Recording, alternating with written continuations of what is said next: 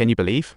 The female officer threw the injury report to Walker, who admitted losing his temper, saying it was just a normal spat after finding his wife cheated several times. Cornered, Walker had to give her a piece of his mind. When the cops kept pushing him about the murder charge, he suddenly snapped and demanded legal aid to fight back. Sutton left the interrogation room reluctantly.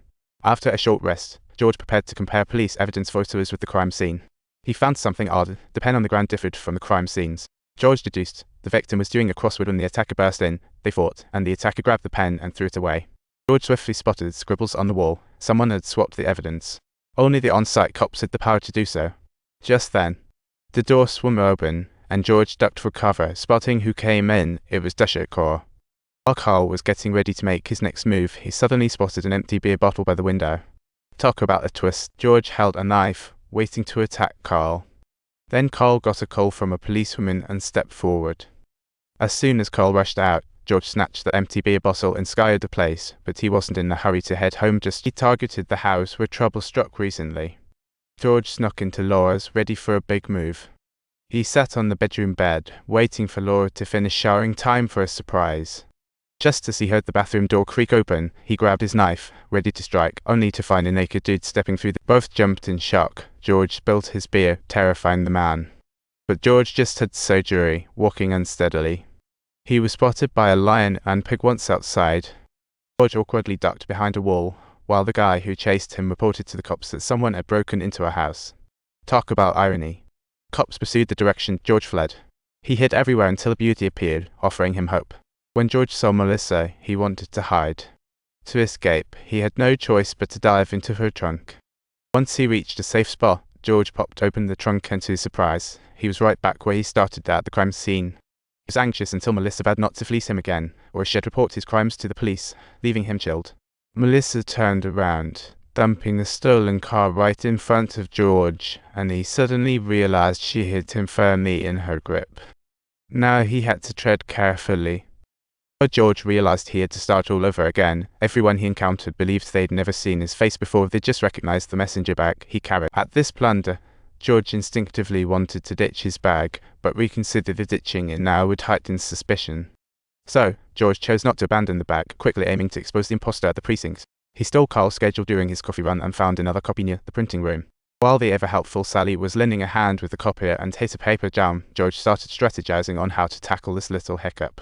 Worrying that Sally might foil his plans and end up tailing him, George actually started regretting not having taken her out, leaving only 2 names on his list. The final targets were Brian and Carl, with Carl being the center of attention, so George decided to set his sights on Brian. Spotting Brian sneaking into a house, he immediately decided to follow him in with his expert lock-picking skills. He heard sobbing. George expected the lookalikes MO, but saw 2 guys fighting through a mirror, totally unexpected. Clearly, Brian wasn't into women, so he couldn't possibly be interested in the victim. As a consolation prize, George managed to snag a meal at Brian's place before he left.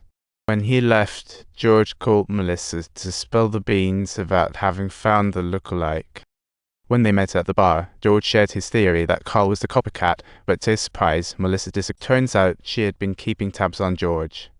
Melissa revealed she knew exactly what had been up to all afternoon.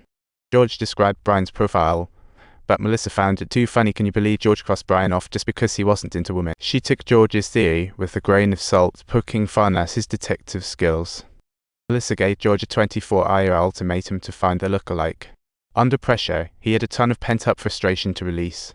While wandering on the street, a streetwalker enthusiastically flirted with him.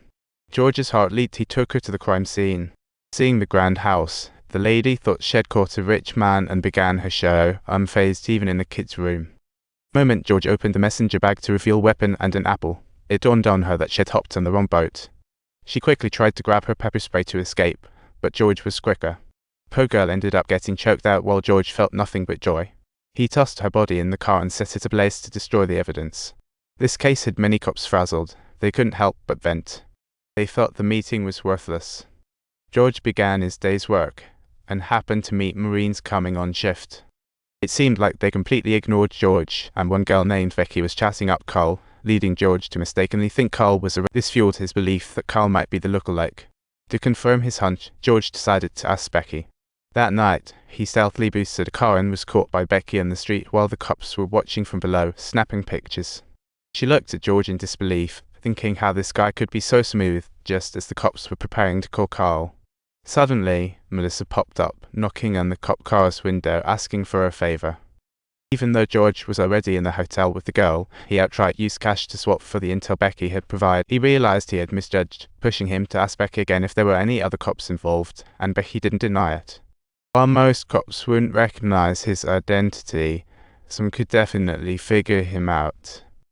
One cop's enthusiastic interaction with Becky stood out. She recalled that one cop kept trying to tie her up,